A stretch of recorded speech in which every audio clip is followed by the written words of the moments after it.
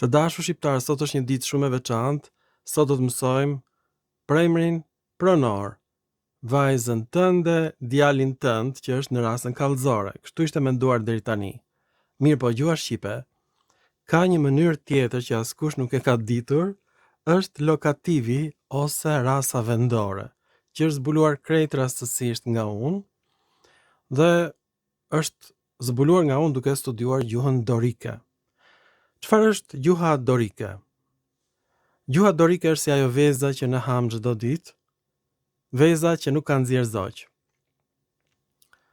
Pra vezët që ham neve nuk bëhen nesër pula. Kështu është bërë dhe gjuha dorike, gjuha pellazgjike ka vdekur. Janë gjetur vetëm shënime të gjuhës pellazgjike. Premri pronor i gjuhës pellazgjike në rasën kallëzore është identik me shqipen, por shqipja ka kaluar në një fazë tjetër, ka krijuar rasën vendore. Sepse gjuha shqipe ka evoluar. Kjo është e gjithë historia. Ta shikojmë bashkë sepse kjo është për te imagjinatës njerëzore. Shikoni me kujdes në ekran se çfarë ka ndodhur. Në gjuhën greke të sotme, rasa kallëzore e premrit pronor është se dhe vjen nga gjuha epike sos, që do thotë jotja. Ndërkohë që në gjuhën shqipe ne kemi fjalën tënde, në gjuhën greke tande dhe për shembull djalin tënd ose djalin tand, rasa kallëzore. Tani çfarë ka ndodhur? Gjuha shqipe vjen drejt për drejt nga gjuha dorike, të dashur shqiptar. Prandaj në rasën kallëzore, numri 1-ës, gjinia mashkullore për emri pronor ishte teon, gjinia femërore tean dhe neutri teon. Kjo është një lloj si me shqipen tand në gjinin mashkullore dhe tande gjinia femërore.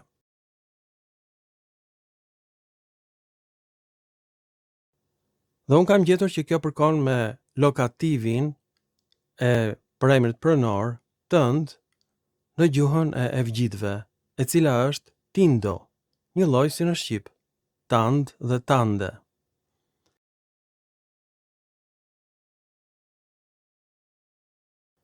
Si është e mundur një gjë e tillë? Kjo është e mundur po të shikohen të gjitha dialektet e evgjitëve, të cilat mbarojnë ose me bashkëtingëllore të pazëshme th, ose me bashkëtingëllore të zëshme d, si në shqip. Pra, kemi shumë dialekte të gjuhës evgjite, nuk është një gjuhë e vetme, kjo është shumë e rëndësishme, dhe shqipja përkon më shumë me dialektin që quhet kalderash. Është gjuhë jevgjish. Mirë po fjala shqipes nuk vjen nga gjuha jevge, po është ndikuar nga ajo. Në gjuhën dorike, lokativi ishte nga rasa kallëzore. Edhe në gjuhën shqipe është marrë fjala e rasës kallëzore dhe është kthyer në lokativ, e ndikuar nga gjuha e jevgjitëve, që është gjuhë indo-europiane, bi e gjuhës sanskrite e folur në Gardishullin e Indisë. Tani si e bëra unë këtë zbulim madhështor, të ashtu quajturit dialekte pellazge të gjetura në Iliri dhe në Greqi, në rajonin e Thesalis dhe në Arkadia, tregojnë për një dialekt të çuditshëm që quhet dialekti dorik ose gjuha spartane, dhe në këtë dialekt, në rasën kallëzore, do ja shënoj unë juve këtu, për emri pronor, tënde është një lloj si në shqip. Ja këtu është e shënuar. Mirë po, në gjuhën shqipe kjo ka evoluar, është kthyer në lokativ, dhe këtë nuk e di absolutisht asnjë gjuhëtar në botë. Është zbuluar krejt rastësisht nga unë dhe do të tregoj se si e bëra këtë zbulim.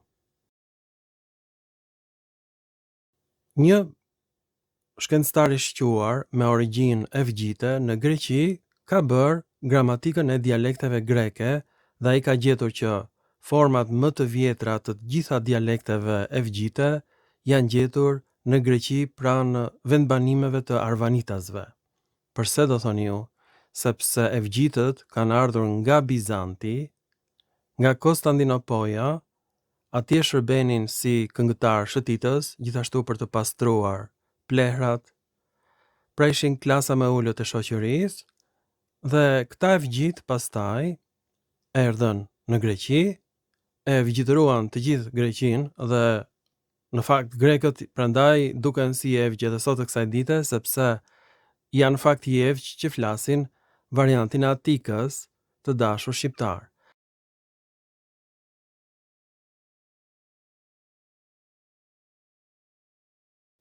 Dhe pikërisht lokativi tindo e jotja në gjuhën jevge është një lloj si në gjuhën shqipe tënde të dashur shqiptar.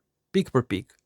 Dhe ky është lokativi, të cilin nuk e di as autori i këtij artikulli, pra megjithëse ai është jevg, edhe ai nuk e ka kuptuar se çfarë ka ndodhur, sepse ai është jevgo-grek.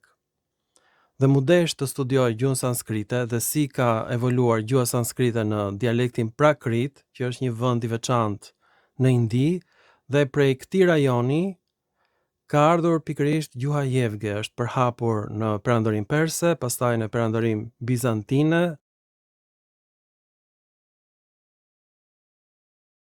dhe mbasi ata evgjitëruan të gjithë Helladën, erdhën dhe evgjitëruan edhe Ilirin të dashur shqiptar. Pra gjuha shqipe është e përzier me gjuhën jevge, dhe kjo dallohet tek fjala një e shqipes, që në gjuhën jevge është njek. Pra fjala një e shqipes vjen nga gjuha evgjite të dashur shqiptar. Ky ka qenë zbulimi im më i minxyrshëm. Pra dhe ky lokativ i fshehur i shqipes është krijuar në ndikimin e gjuhës jevge, sanskrite, të dashur shqiptar, të dashur ilir, të dashur pellazg. Pra në momentin që u zhduk gjuha dorike, aty nga shekulli 6, kur erdhën edhe slavët, edhe gotët në Helladë, u shkatrua perandoria e Romës, së lindjes edhe e perëndimit, pastaj Bizanti e rifiton përsëri Helladën dhe Ilirin i përzë fiset slave, mirë po për fat keq ka futur në Shqipëri jevgjit, pikërisht perandoria bizantine, dhe atëherë gjuha shqipe u formua, të dashur shqiptar, në ndikimin e gjuhës jevge. Kjo është e vërteta. Pra rasa kallëzore e dialektit dorik, e gjinisë mashkullore femrore asnjanse, merret nga gjuha arkaike shqipe, në një kohë që futen jevgjit në Greqi dhe në Iliri, në atë moment është formuar shqipja e sotme. Të dashur shqiptar, dhe të gjitha ndryshimet fonetike që kanë ndodhur në greqisht, kanë ndodhur edhe në shqip, do të shikoni të gjithë filmat e mi, por edhe ndryshimet gramatikore që kanë ndodhur në shqip, një pjesë e mirë vijnë edhe nga gjuha jevge, të dashur shqiptar. Kjo është e vërteta, dhe në shqip kemi të krijuar këtë lokativ, që nuk ekzistonte në dialektin dorik, por është shtuar më vonë në ndikimin e gjuhës jevge. Ashtu siç u krijua dhe fjala një nga fjala njek e shqipes arkaike e ndikuar nga gjuha evgjite. Në gjuhën evgjite, jeja nistore u kthye në një lloj si në shqip. U kënaqet tani me pellazgjinë, me ilirinë, prandaj të gjitha mbishkrimet dorike quhen pellazge. Nuk përkojnë me greqishtën e sotme fare, sepse rasa kallëzore këtij emri në greqishtën e sotme është se. Ndërsa në doriken e lashtë ishte teon.